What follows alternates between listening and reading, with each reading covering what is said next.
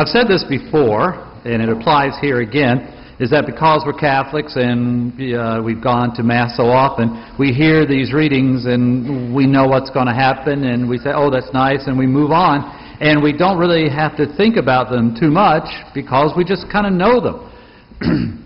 Today we're going to have to stop and really stop and watch and listen because it's important. Okay, we've got a poor widow and her son, and they're both dying of starvation. So we need to get that picture in our head. A picture of two emaciated, very poorly looking people. All right. So we got to stay with that image. Okay.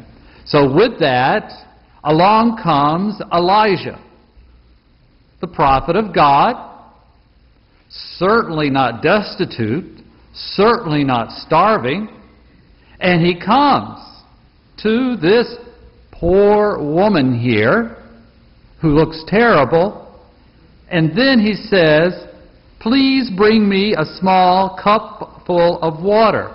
Now, at least he was pleasant. So please, bring me a small cupful of water. But there is something not right about this. It is unseemly. It is more than just rude. Because here is this poor woman in her suffering. Elijah asks her to wait on him. So, she got up to get it, as the reading says. Then, a few steps down the road, or wherever she's going, Elijah calls out, please bring along a bit of bread. So now he's demanding more from her. And because of this, now she does have to turn around and she must come back and say something to him. As the Lord your God lives, I have nothing baked. There is only a handful of flour in my jar and a little oil in my jug. Just now I was collecting a couple of sticks to go in and prepare something for myself and my son. When we have eaten it, we shall die. Elijah says, go and do as you propose. But I need for you to bring me back some food.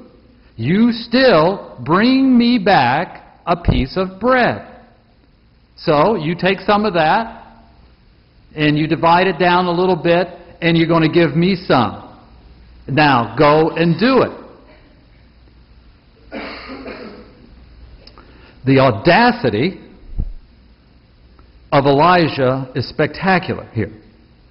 I've never used the word audacity in a homily. I'm so proud I can use that word. So take count. It's coming up. And so start counting.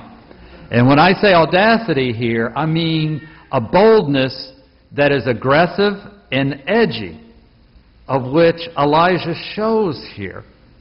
Almost a total disregard of the woman in her situation. You take care of me. Now, all you women out there, picture this, if you will, using your own imagination.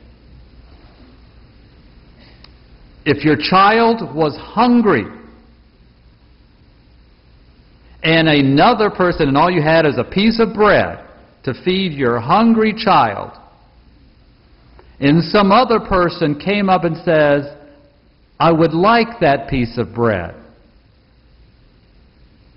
What is your reaction? Now, today, using today's terms, don't get back biblical on me. Right here, right now.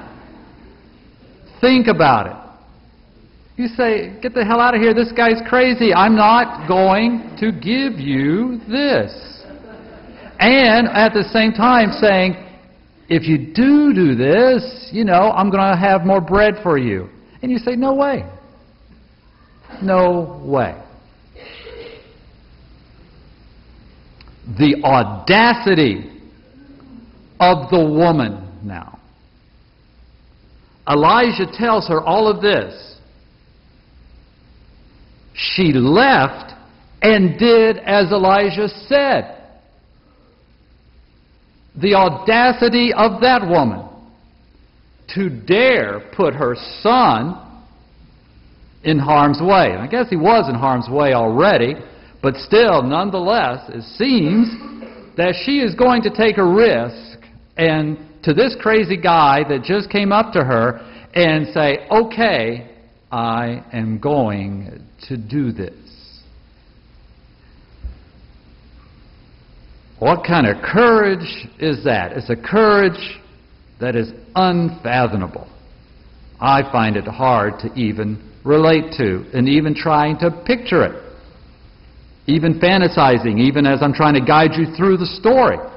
It's like, okay, where do you get this?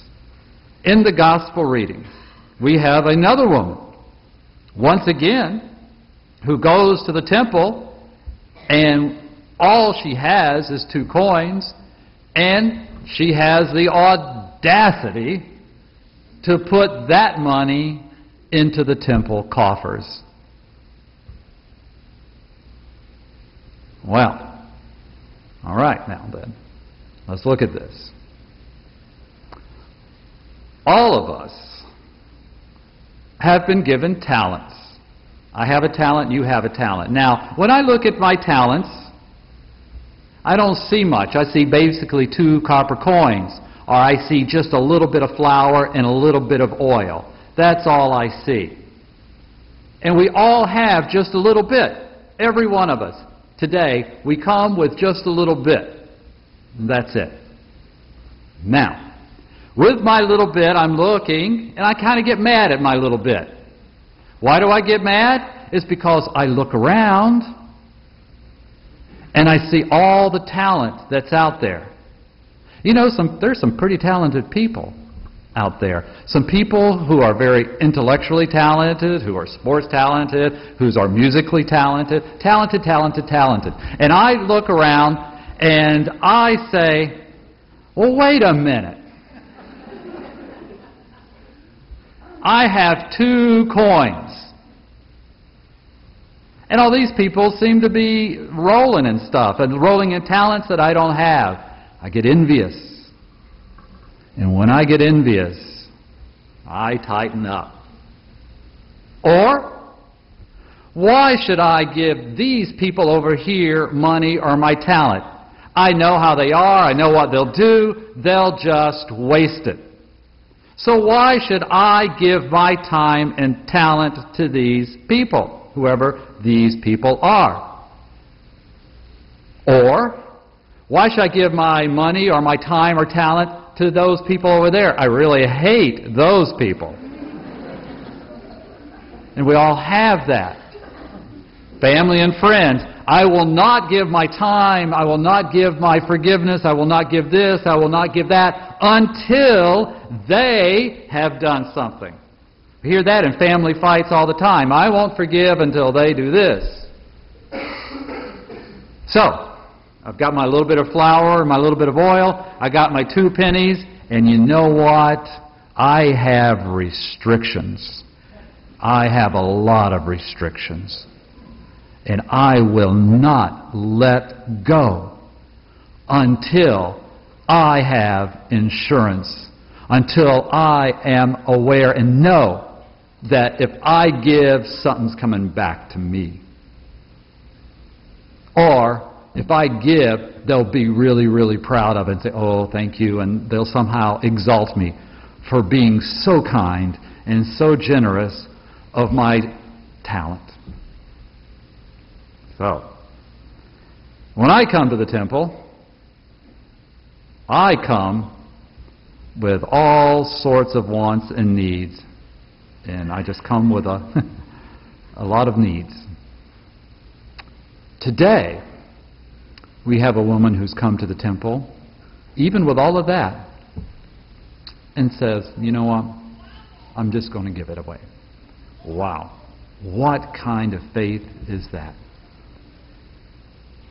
We're faced with a woman near starvation who has said, you know what, I'm going to risk all I have to help this other person. So today, all of us have to look and realize when we come to the temple, We have to realize that sometimes we bring our restrictions, our sinfulness, the way we want things to work out. I won't give until I make sure that they'll use it for this or that. We come with all of these restrictions. And today, the woman in the temple, the starving woman, and Elijah stand before us, and they look at us, and together they say to us, do you have the audacity to believe in God? And do you have the audacity to give it all and help without restrictions? For if we do that, then our lives will change just like that woman. She could have told Elijah, go to hell, and starved to death.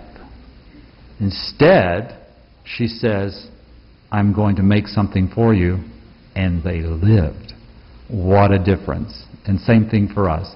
If we do have that audaciousness to worship God like these two women and Elijah, then our lives would be better, and more importantly, the world would be a lot better place as well.